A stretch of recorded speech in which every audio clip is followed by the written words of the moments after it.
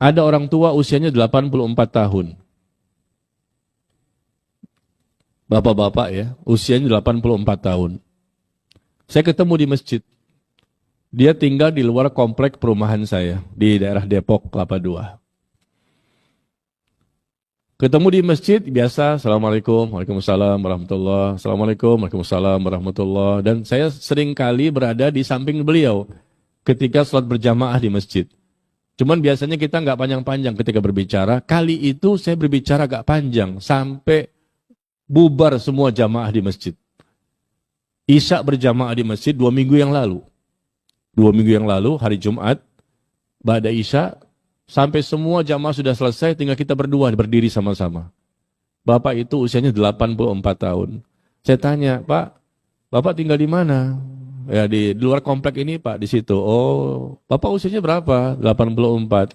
Kok nggak ditemani sama anaknya? Anak saya sudah nikah semua Pak Ustadz. Oh, berapa anaknya? Ada 6. Oh, Masya Allah. Anak saya 6, cucu saya 15, cicit saya 5. Ya, anak 6, cucu 15, cicitnya 5. Masa di antara mereka semua nggak ada yang mengantar bapak ke masjid? Kan khawatir juga kan 84 tahun. Meskipun kelihatan dia sehat. Ya, mata, telinga, jalan semuanya baik. Cuman ketika sholat dia duduk. Nggak kuat berdiri lama. Tapi paling tidak ditemani lah. Karena subuh dia sendirian. Isya sendirian. Maghrib sendirian. Pakai motor lagi. Motornya motor pinjaman lagi. Supaya bisa sholat ke masjid. Karena kalau jalan kaki udah nggak kuat. Pinjam motor. Lalu bapak tinggal di rumah sama siapa? Saya tinggal bersama sendiri. Dulu bersama istri. Tapi 7 tahun yang lalu istri saya meninggal. 7 tahun yang lalu istri saya meninggal, maka saya sekarang tinggal sendirian. Loh, Bapak sendiri, di rumah sendirian, 84 tahun. Iya Pak Ustadz. Anak gak ada yang menemani? Enggak ada, mereka sudah berkeluarga semua. Cucu gak ada mani? Enggak ada juga. Kalau Bapak kenapa gimana ini? Alhamdulillah Pak Ustadz, saya sehat. Ya, cuma saya pancing-pancing kan. Bapak dibantu nggak sama anak untuk masalah kehidupan sehari-hari? Kadang dibantu, kadang tidak. Kadang makan singkong, kadang nggak makan juga. Hah? Kaget saya. Yang benar Pak? Iya. Semenjak istri saya meninggal 7 tahun yang lalu, saya dibuang oleh anak saya. 6 anak ini membuang bapak ini.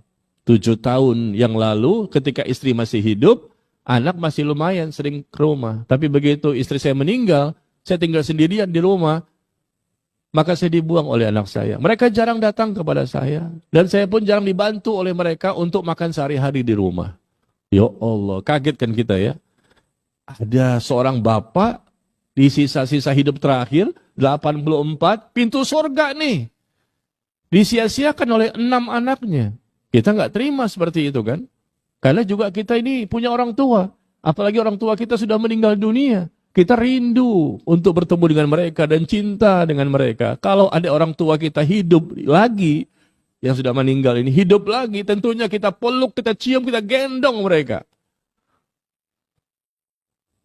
Ini yang masih hidup kok disia-siakan. Subhanallah. 84 tahun. Ini kisah nyata ya. Anaknya tidak peduli. Kalau di sini kan ceritanya pertanyaan anak ini peduli, cuman kadang-kadang suka nggak sabaran. Ya perkuat kesabaran. Mumpung masih hidup ibu ini 88 tahun. Biasa begitu. Semuanya pernah mengalami, bukan Anda saja. Saya pun pernah mengalami ketika orang tua masih hidup dulu. Bahwa mereka kadang-kadang membuat kita dongkol, jengkel dan lain. Biasa itu.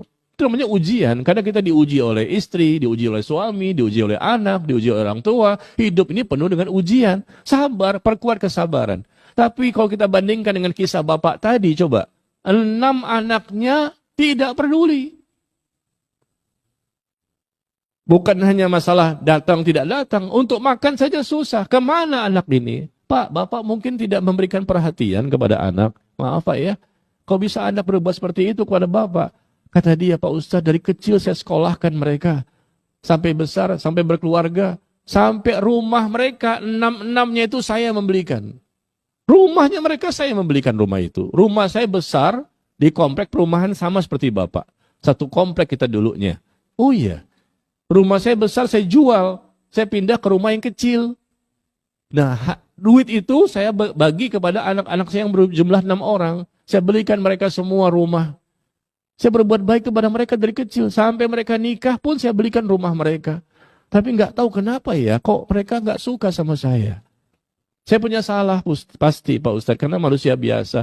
Tapi ya sudahlah, saya maafkan kesalahan mereka. Allahu Akbar, orang tua tuh lihat. Saya maafkan semua kesalahan mereka. Meskipun mereka jarang ingat kepada saya. Bahkan ada anak nomor 4, perempuan, udah 3 tahun gak mau datang. Lebaran pun gak datang. Padahal rumahnya depan. Depan, gak jauh dari masjid. Itu rumahnya di situ. Gak datang ke rumah saya udah 3 tahun. Lebaran pun gak datang. 4 anak perempuan, 2 anak laki-laki. Saya tanya, kenapa Pak? Anak bapak yang perempuan nomor 4 gak mau datang. Ketika lebaran pun gak datang, udah 3 tahun. Kata dia marah kepada saya, karena saya ingin menjual rumah saya. Yang ada saat ini, yang kecil, tinggal sedikit itu. Cuman 3 meter kali 8. Rumahnya kayak kos-kosan. Tinggal sendirian. Saya datang ke rumahnya, penasaran. Seminggu yang lalu. Rumahnya kecil kayak kos-kosan sendirian, kipas, panas banget, luar biasa. Masuk langsung blong, kamar tidur sama WC-nya. Tinggal sendirian, subhanallah. Anak, padahal kalau anak ini masing-masing 250.000 aja ya, kalikan 6 berapa? 1,5 juta sebulan. Cukuplah untuk bapak ini, 2,5. Apalagi mereka bisa ngasih 500.000 per bulan. Tapi ternyata kadang ngasih, kadang tidak. Itu kan sedih jadinya.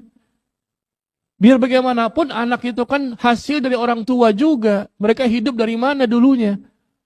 Ini bapak loh, bukan berarti boleh disia-siakan. Apalagi ibumu. Lebih daripada bapak. Orang yang lebih berhak untuk mendapatkan kebaikan dari kita. Kita yang nggak punya orang tua saat ini, barangkali sudah meninggal dunia kan?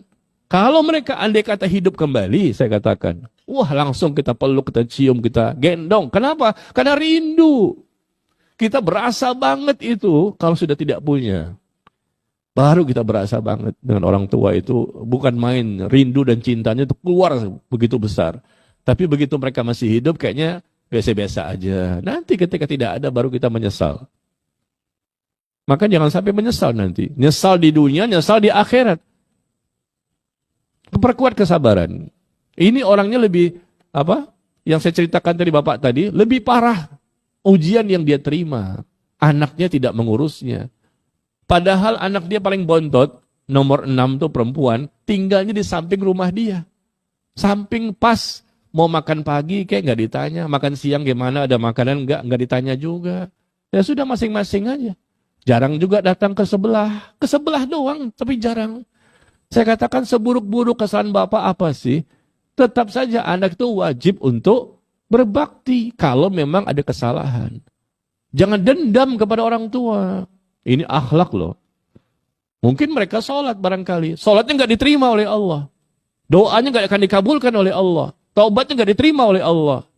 Kenapa? Karena mereka durhaka sama orang tua. Orang yang durhaka sama orang tua, kata Rasulullah SAW, maka ibadahnya nggak diterima, yang wajib maupun yang sunnah. Doa-doanya pun tidak akan dikabulkan. Di akhirat jelas mendapatkan siksa. Durhaka sama orang tua itu dibalas di dunia, cash, tunai, kontan sebelum nanti di akhirat.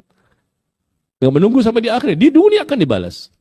Apa salahnya 6 orang ini datang sesuai kemampuan, berikan perhatian, berikan pelayanan, sabar. Ternyata bapak ini enak ketika bergaul dengan saya, bicaranya bagus.